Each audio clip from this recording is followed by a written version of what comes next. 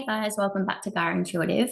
There have been a few different things that have come up this week for me, and I really wanted to have a chat about it because um, they've been definitely brought in different ways, but I do believe that this all can go under the one sort of umbrella. So today we will be talking about spiritual bypassing, and I think it's something that we really need to be very careful because it's easy, or it can be easy, to use spirituality as some kind of an escape.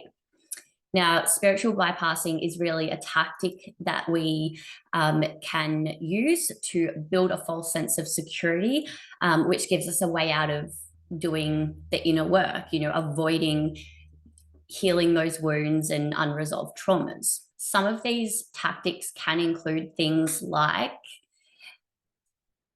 avoiding anything negative. So everything love and light and rainbows, and completely resistant to anything, any kind of like low vibrational feeling, emotion, or thing. So you need to understand that in spirit, there is no good and bad. There is no positive and negative, the way we tend to view positive and negative. Energy is neutral, and it's us who gives it a meaning, and we deem it good or bad. And so, we can do this as well when we're maybe not only avoiding the negative things, but also choosing to only focus on the love and light. And sometimes by doing that, we can, we may not actually be feeling that way at all. And we're pushing and suppressing those feelings down that need to actually be addressed. And we need to understand that being happy is at the complete other end of the spectrum. And in reality, it's all about finding neutrality and balance, and finding that peace rather than happiness. So another really, really big one is spiritual superiority. And I see lots of this, and I think that it may borderline on spiritual narcissism and things like that. Now, this is definitely a big one when you believe that you are wiser or more enlightened than someone else. So, no, we are all equal, and each and every soul is on its own unique journey.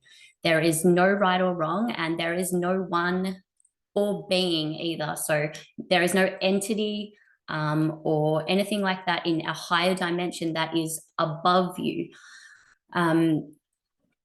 There is also no there's no good going to come from being a right fighter. So I see a lot of people online wanting to be right and push their opinions and push their beliefs. Your perspective and your truth, that innate part of you, it resonates with you, no one else. And so someone else standing over there, they may see your perspective, but it doesn't have to necessarily be their truth. And we can all exist together with multiple truths.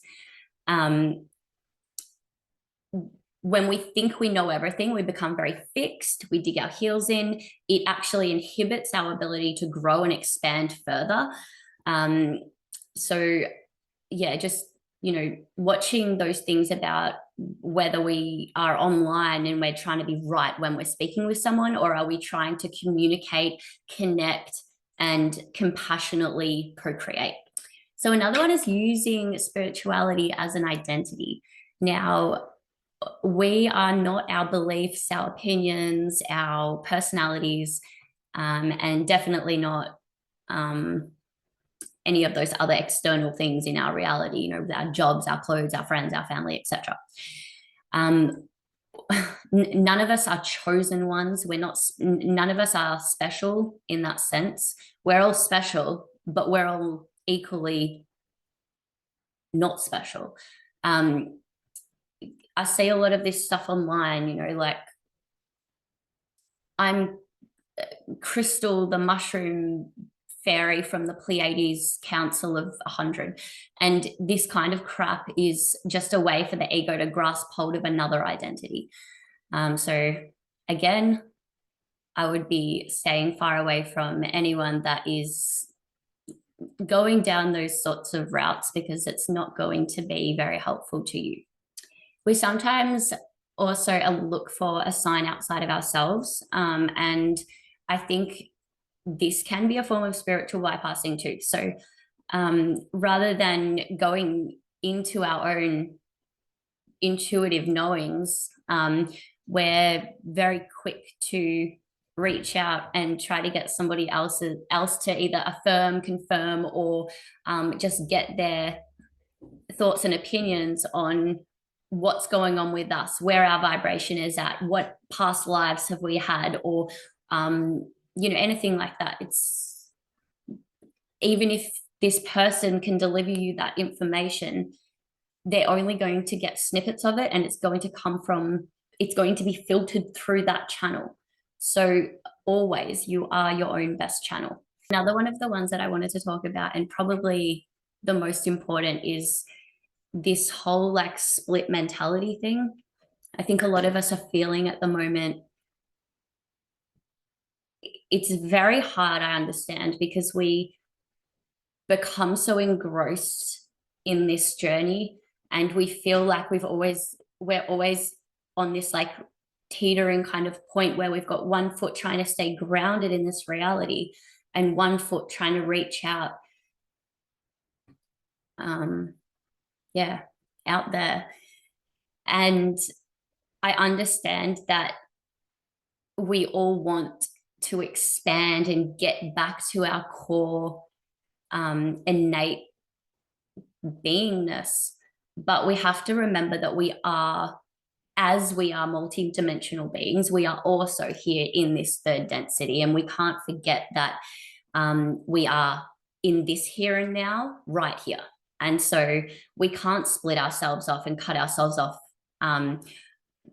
from this world, from this reality. This is part of source. This is the dimensional experience that we came here to participate in. And so it's really a matter of trying to, again, stay in that neutral place where we can come from both sides and have both realities merge as one, rather than this understanding that's been floating around with, I'm gonna all of a sudden ascend into 5D.